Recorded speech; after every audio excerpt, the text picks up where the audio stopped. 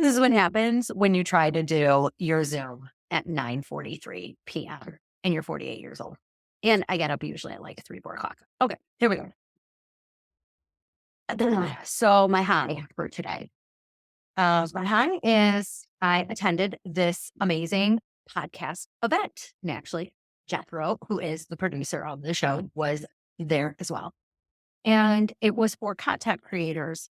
But the thing that really stuck out to me about that was how having a podcast is really about clarifying who you are,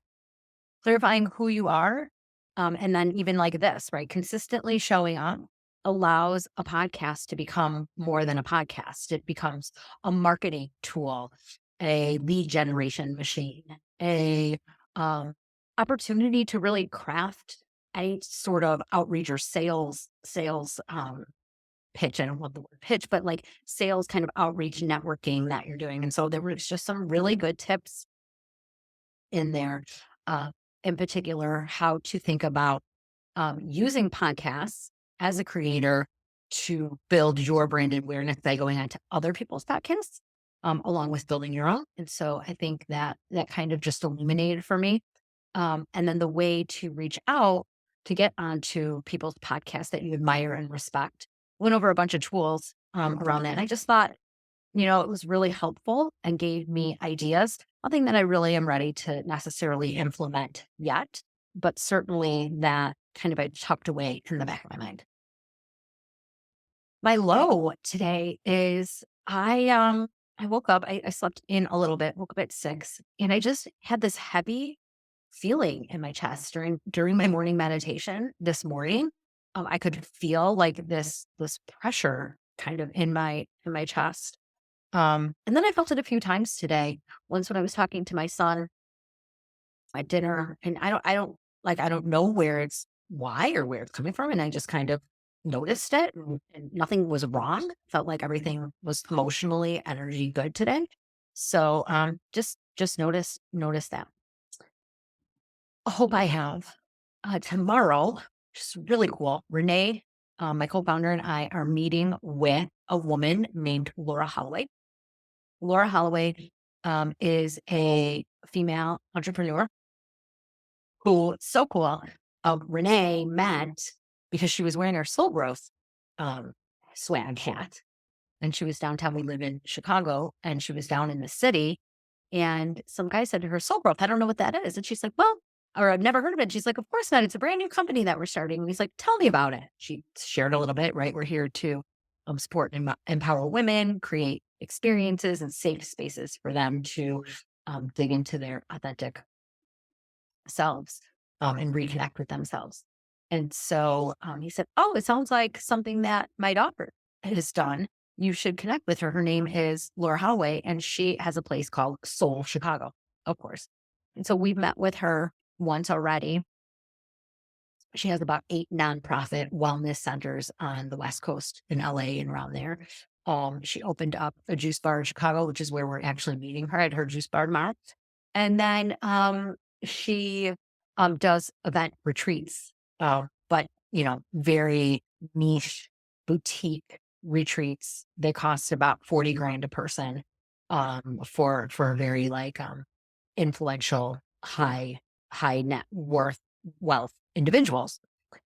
And then she does all this volunteer work on the south side of Chicago. So just a really cool person who has branding, social media, audience experiences. And so looking forward to meeting with her tomorrow to really start to hone out the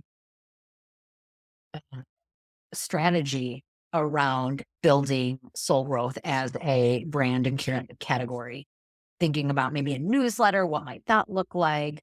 What type of content creation strategy do we want to use to really start thinking about building an audience and then allowing that audience to kind of connect back with us and share what their insights are. Lesson learned. Hmm. My lesson learned today is actually a really cool one. I was really thoughtful this morning. I had an important call at 9, And this was a call that could lead to a consulting contract. And I've been crafting my story for that call and my journey, and I wanted it to be succinct and I wanted to have the call go well and smooth and get the hope I wanted, which was to land a in-person meeting with this individual. And so I got up this morning, I did my, I spent my time, I kept my phone, interesting. I kept my phone on DND, do not disturb. And I did not want to check any emails, texts. I did not want to communicate with anybody um, until I had my first call with this guy. I felt like protecting and saving all of my energy was important, and so that was really cool because I walked to the park. I have this favorite park called Potawatomi Park by my house, and so I walked over there and I allowed that space to be the space where I'd have this call. And the call went great. And I landed the meeting. So, my lesson learned is protect my morning time, protect my energy in the morning, and uh, go to the places and spaces where I feel aligned, empowered, in touch, in tune, if I can, and have my calls or conversations from there. So that was really cool. Metrics. I actually have like day three real metrics, which is super cool. So I just did these three simple metrics that I can track every day. So Twitter, I have 2,877 followers. And on LinkedIn, I have 15,267 followers. And then there's this other metric when you go to check there that tells you how many profile views. So I have 1,002 profile views. So not sure what those metrics will continue to evolve into. But I think just looking at the metrics is a really great practice. I'm still doing my 1 hour meditation in the morning, and I did do that this morning as well. So thank you. And day three in the books.